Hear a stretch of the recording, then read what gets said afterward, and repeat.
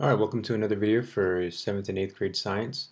In this video we're going to be discussing how invertebrates are classified. Here you have a list of the invertebrates that we will be discussing in class throughout this entire chapter. So this classification, or this criteria of classification that we're discussing in this video, applies to all these different organisms. Okay? So classifying, what exactly does that mean? That means to arrange a group of people or things, or in this case animals, in classes or categories according to shared qualities and characteristics. An example would be mountain peaks are classified according to their different shapes. So we assign something to a particular class or a category. And in this case, we will be discussing invertebrates and how we differentiate one invertebrate from another. So what are the questions that you would ask if you are trying to classify this particular animal? This is a stonefish. For example, the questions you would ask would be, how does it move? How do you think it breathes? How are stonefish similar to you? How is it similar to a squid, or how is it similar to a bird?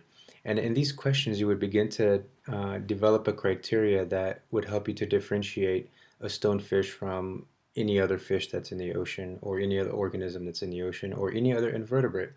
So how would you describe it? Would you use words like scary, ugly, small, or purple? Well, why would these terms not work? Well, terms like these are actually more descriptive, qualitative terms, and they're more of a matter of, with the exception of maybe purple, ugly, scary, and small, these are more a matter of opinion, and they're very much relative to from one person to another. One person's idea of scary may not be another person's idea of scary. For example, for me, the stonefish is actually a beautiful fish. I know it looks like a stone and it's scary looking, and again, I'm using very much qualitative, descriptive words, but it's actually a very beautiful fish, in my opinion. So I would use other terms like maybe it's spiny, okay? Descriptive words for its fins. It has two eyes.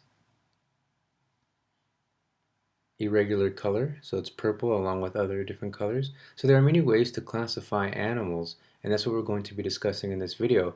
And more specifically, there are three ways to classify these organisms, okay, that we're going to use in this, that are found in your book as well. Now there are more, but we're only going to highlight three. Number one, vertebrates versus invertebrates, okay? So if I look at this animal, what I classify as a vertebrate and invertebrate. It has a spine, so it goes into vertebrate category, as well as a lion. A female lion has a spine, so that's a vertebrate. So vertebrates are animals that have a vertebrae, have a long spine that protects the spinal cord.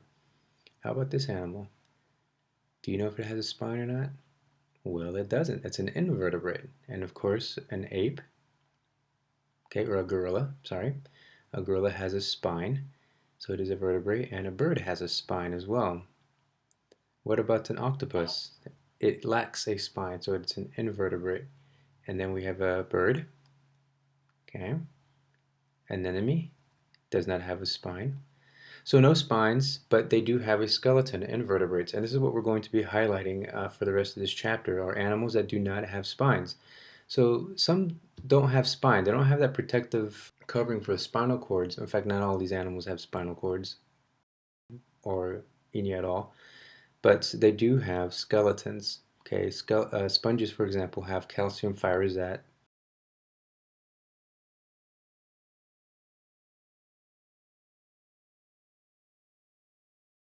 Sea stars have calcium carbonate plates. Okay, a very tough material.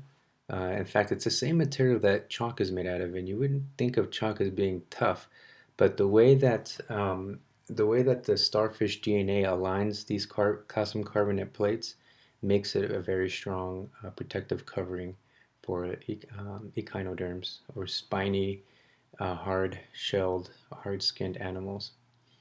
Well, what about this beetle, this horned beetle? Okay, it's got what's called chitin. Okay, this is an arthropod. Okay, these are the exoskeletons for most arthropods. And then mollusk, calcium carbonate shell. Again, a very, very tough protective covering for mollusk. So let's talk about the second classification. What type of symmetry do invertebrates have?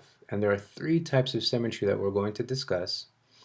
So first of all, does it have a spine and doesn't have a spine? That's our first way of classifying an animal, and the second, again, is our symmetry. And there are three types. The first one we're going to look at is bilateral symmetry. Look at that prefix bi. Think bicycle. Okay, bicycle has two cycles, two tires, two wheels. Bilateral means there's two. If you cut this organism into two, each side looks the same. It's a bilateral symmetry. Okay? All right. Now, what if, like a starfish, you cut it in half? There's many ways to cut it in half, in fact. And every way that you do this gives it a symmetry. We call this radial symmetry. It's a circular symmetry, if you will. Okay? Think radial tire, tire, circular. So any which way you cut this starfish, you do have a symmetry. And there are other organisms in nature that exhibit this type of symmetry, like the inside of a kiwi or any other citrus fruit for that matter. Flowers exhibit radial symmetry. So more than just invertebrates exhibit these characteristics.